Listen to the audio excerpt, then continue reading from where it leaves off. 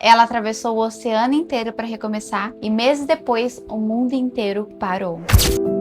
Essa é uma pessoa que decidiu recomeçar aqui na Itália, sem conhecer ninguém e sem falar o idioma. Bora ver esse relato? Vim morar na Itália sem conhecer ninguém, com a cara e a coragem, sem falar italiano. Lembro que cheguei cheia de felicidade e esperança. No dia seguinte, saí dizendo buongiorno para todas as pessoas que via, e ninguém me respondia. Mesmo assim, a única opção era seguir em frente. Os meses foram passando, o processo de cidadania foi sendo finalizado, e quando finalmente recebi o documento e poderia começar a procurar emprego, a pandemia chegou. Em fevereiro de 2020, a Itália parou. Tudo fechou e não era possível procurar trabalho. O país não tinha estrutura para trabalho remoto. Os bancos não atendiam à distância, nem os mercados tinham estrutura para vendas online. Tudo parou. Podíamos sair apenas uma vez por semana para ir ao mercado e mesmo assim éramos monitorados nas filas. Apenas uma pessoa por família podia entrar para fazer compras e havia um número limitado de pessoas dentro do mercado. Uma curiosidade que sempre gosto de contar é que,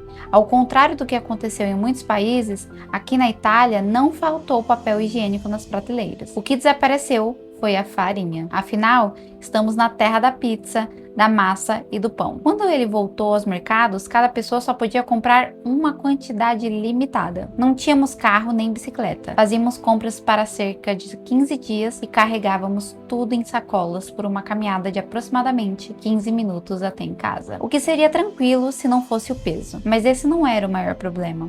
O maior desafio era não ter ideia de quando tudo aquilo iria acabar e quando conseguiríamos de fato reconstruir a nossa vida. Não existiam aulas online para aprender italiano naquele momento, então tive que me virar sozinha, usando aplicativos e me disciplinando a estudar todos os dias, já que não podíamos sair de casa. Depois de meses de incerteza, consegui meu primeiro emprego. Era um contrato temporário em uma unidade de cuidados paliativos onde ficam pacientes sem possibilidades de cura, recebendo tratamento para aliviar a dor e viver seus últimos dias com mais conforto e dignidade. Foi um início profissional intenso, além de estar começando a minha vida e um país novo, eu lidava diariamente com a fragilidade humana em um dos momentos mais difíceis da história recente. O medo da pandemia estava presente o tempo todo.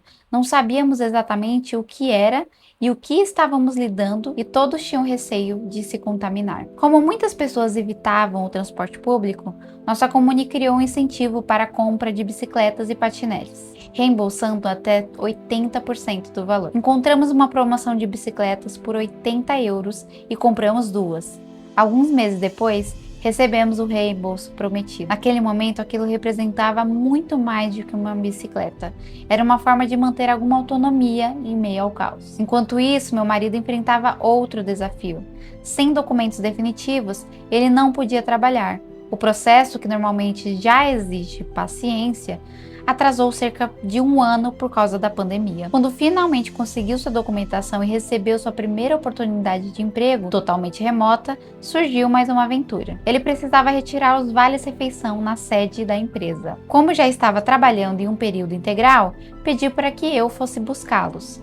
Parecia algo simples, mas eu estava apavorada com a ideia de usar transporte público e me expor ao vírus. Então tomei uma decisão que hoje parece até engraçada. Eu fui de bicicleta. O detalhe é que o trajeto total tinha mais de 60 quilômetros entre ida e volta, e não tinha experiência em longas pedaladas. Fiz o percurso usando justamente aquela bicicleta comprada na promoção. Na ida, fui determinada. Na volta, já não sentia praticamente nada. Estava exausta, dolorida, e cada quilômetro parecia maior do que o anterior. Passei por vários perrengues e em alguns momentos me perguntei se realmente conseguiria chegar em casa, mas cheguei. Os dias foram passando, a situação se agravando e sem nenhuma previsão de quando tudo voltaria ao normal. Se é que algum dia o mundo realmente foi normal. A parte positiva? Trancados em casa, começamos a conversar com os vizinhos através das sacadas. Ou pelo menos tentar, já que nosso italiano ainda era muito ruim. E com isso, aprendemos a admirar pessoas estranhas e prestar atenção em pequenos detalhes que antes passavam despercebidos. Foi a experiência difícil, intensa, mas cheia de aprendizados. Hoje, quando olho para trás, não me lembro apenas das dificuldades, lembro da coragem necessária para recomeçar do zero em outro país.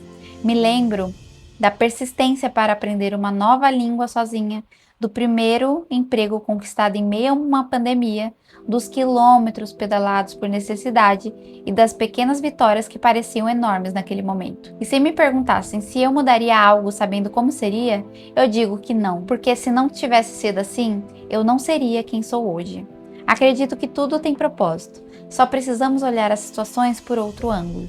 Sempre existe um ângulo onde é possível encontrar um sentido maior, e pensar que as coisas poderiam ser piores também ajuda a colocar as coisas em outra perspectiva. Então, por que não escolher enxergar pelo lado que conseguimos ver algo positivo? Confie, sempre existe um lado positivo em tudo que acontece, mesmo quando parece ser a pior coisa do mundo. Esse relato eu achei muito interessante porque, apesar da perspectiva positiva que ela nos demonstrou, a gente tem uma tendência a acreditar que as condições ideais elas precisam vir para a gente começar a viver. A gente geralmente diz, quando eu tiver a oportunidade, quando eu tiver a estabilidade, quando chegar o momento certo, aí sim eu vou começar a agir. Mas a verdade é que a vida quase nunca espera. Enquanto muita gente coloca a própria história em pausa para esperar um momento perfeito, existem pessoas que aprendem uma nova língua sozinha, aceitam o primeiro emprego possível, aceitam o primeiro trabalho possível, fazem o que precisa ser feito para viver em meio ao caos. Não porque foi fácil, mas porque recomeçar não é sobre um lugar de conforto. Talvez o que esteja faltando para você não seja esperar um momento perfeito,